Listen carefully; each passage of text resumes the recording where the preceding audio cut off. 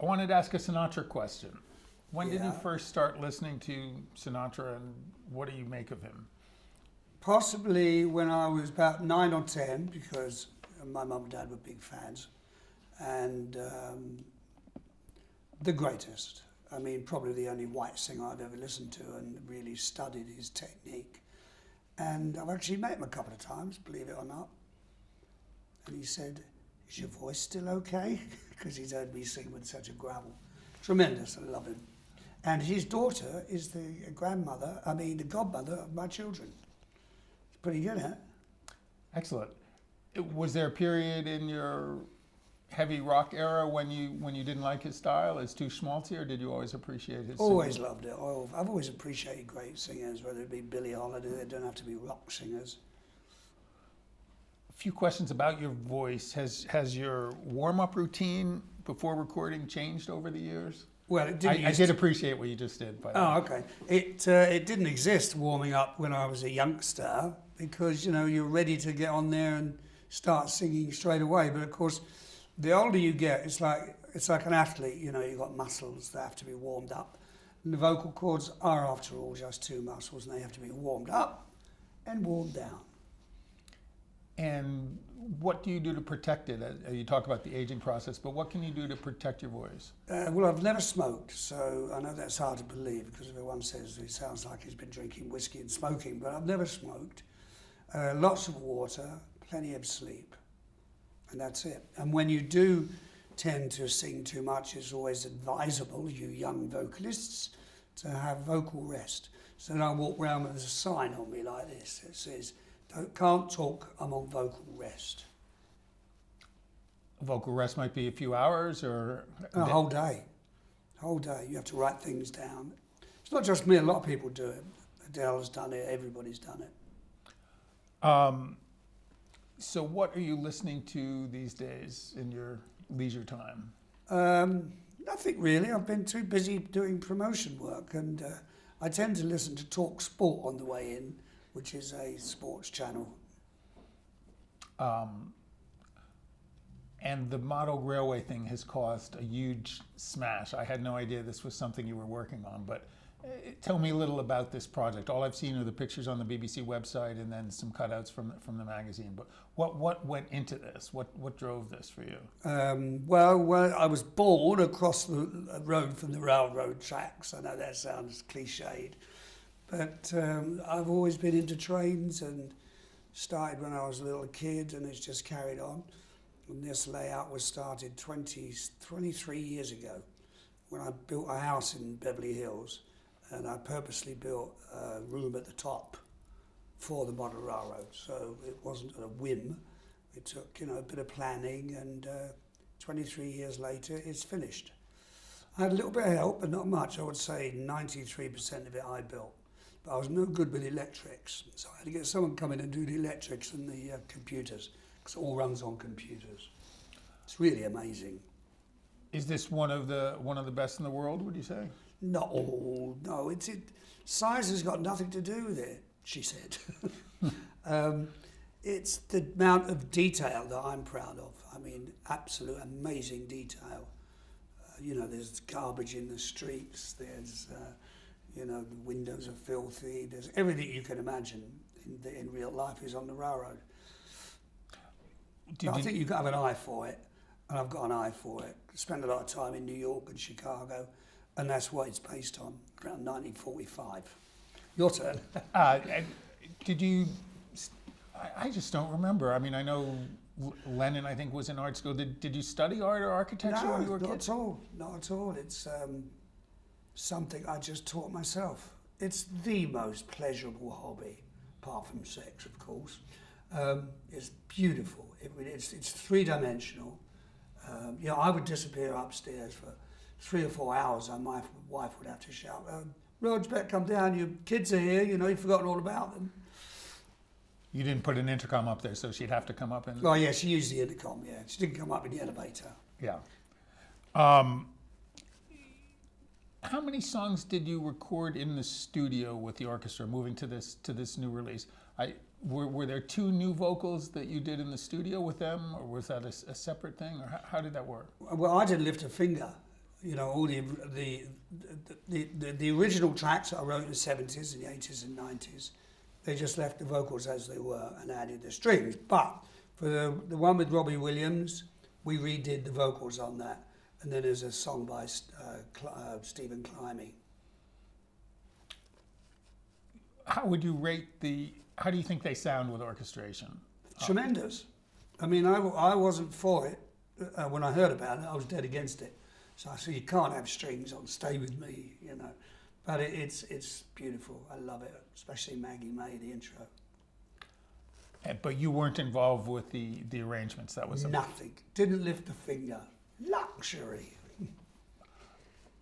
What we have a question about. We want to do something separate on who was your first celebrity crush when you were a teen. Marilyn Monroe, then Bridget Bardot, all blondes. Did you have photos of Marilyn around your flat? No, my father wouldn't have allowed that. No.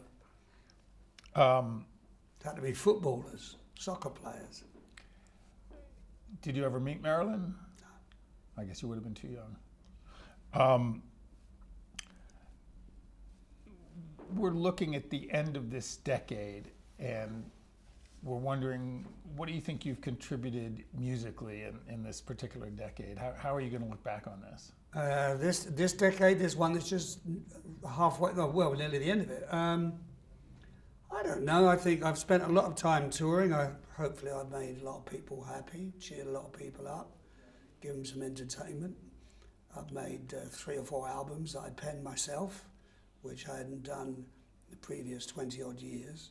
So I'm satisfied with my contribution. How do you find writing now? Is it the actual songwriting?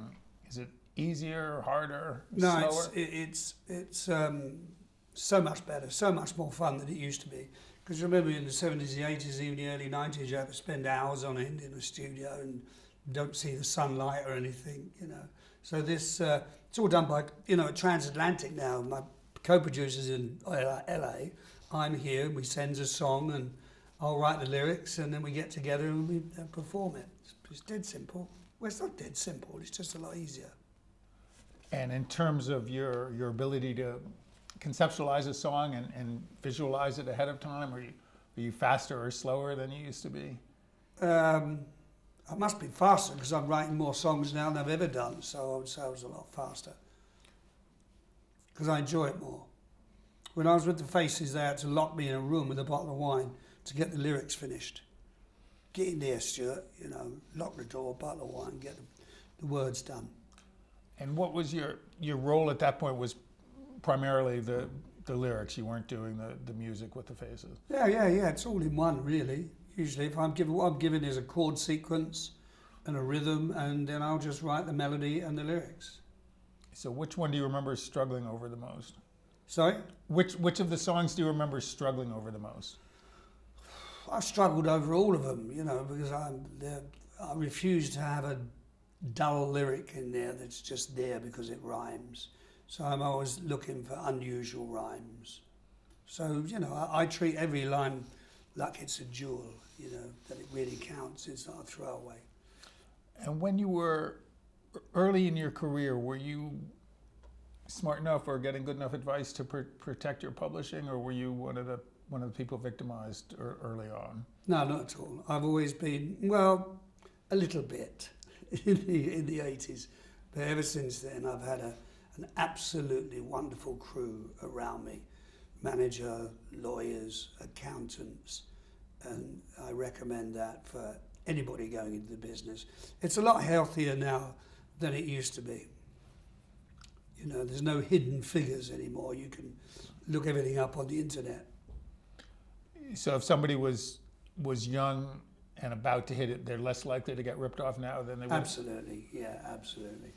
I still don't like record companies. I think they're still in it for themselves. I've never liked record companies. I've never trusted record companies. That's not the people that work in the record companies. I'm talking about the big suits.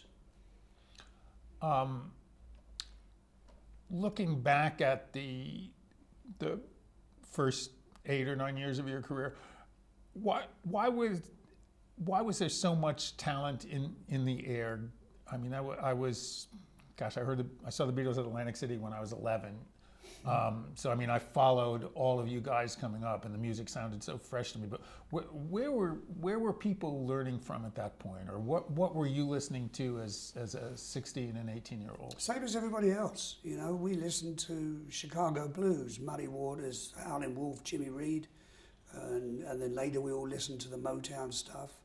So, you know, I don't know about the Beatles. I don't know what they listened to, but I'm sure they were very aware of Chuck Berry and Bo Diddley. And, you know, it was a period where we were just selling black music back to America, really. We were just regurgitating it. When I was in the Jeff Beck group, that's what we did. We listened to Chicago blues and we updated it. But it was a great period because everything was fresh, everything was new and gay. Did you ever perform at the Bag of Nails?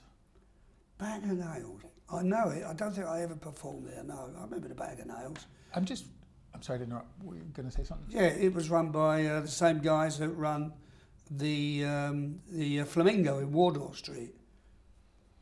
I'm asking because I was there recently, and it's in new hands, and it's no longer the Bag of Nails. It's something called the Kingly Court, and it's below grade, and it looks sort of like a Marriott hotel version of a club. And I'm thinking, I think that's perhaps where Hendrix made his debut, and that it was a big part of the scene. Does it trouble you to see these places change? No, not at all. But talking about Hendrix, I'm not sure if you're right with a Bag of Nails, because I saw him at the Cromwellian Club in the Cromwell Road. This is the same time as me and Jeff Beck and Ronnie Wood got together. And I thought that was his debut appearance, because he had the bass player of the Animals. What was his name? Was that Sorry. was that that was Charles? his manager, the big, huge bass player. Anybody know? Chaz Chandler. Thank you. So I believe that was his debut in London, but interesting to find out. Oh, I think you're right. I think technically, I think you're right. I just didn't. Yeah, I didn't want to interrupt you with Chaz Chandler, but I remember because I think he played a managerial role. But how could there have been so many great guitarists in that little period of time and in that little room? But that's not my point. But so many fabulous guitarists. Where was that coming from? There wasn't that many. There's Jeff, Eric, Jimmy Page, Ronnie Wood. You know, there wasn't that many. I can't think of anybody else on this side of the Atlantic. Of course, there was, you know, Santana, who's a wonderful player. But there wasn't that many. It wasn't thousands. Thousands were trying. 4 or 5 had a tremendous gift. We were curious. I read one time that you like people to dress properly in your presence. Is that still something that matters to you? No, not at all. Where'd you get that from? No, I as you can see, I love clothes, but you know, and I think it's respectful when you go to a nice posh restaurant that you dress accordingly. But no, I'm not that much of a snob. Have you lost your way? No, I'm just making sure because I think they wanted to limit us to 15 minutes, which I think we can do. I think when I asked what music you're listening to at the moment, and you were listening to sports talk, but which I get, but are there new performers of the last 10 years who capture your imagination? Yeah. I tell you, I really like is that young boy Capaldi from Scotland. What's his name? Lewis Capaldi. He's very good. And I'll be riding shotgun, George Ezra. I like him as well. And from America, the soul singers coming up, or not so much? No, I don't know. I'd have to ask my kids about the new R&B hip-hop singers. Yeah. And my reference point is still Sam Cooke, Otis, David Ruffin, Temptations. I'm old-fashioned. And who are the missing names from that era? That I don't mean people who've died. I mean, who were the sort of super talents that didn't get recognized, didn't find commercial success? I don't know. I can't answer that question. I can't think of anybody. No, I can't answer that one, mate. Okay, I think we're good. Great, thank you.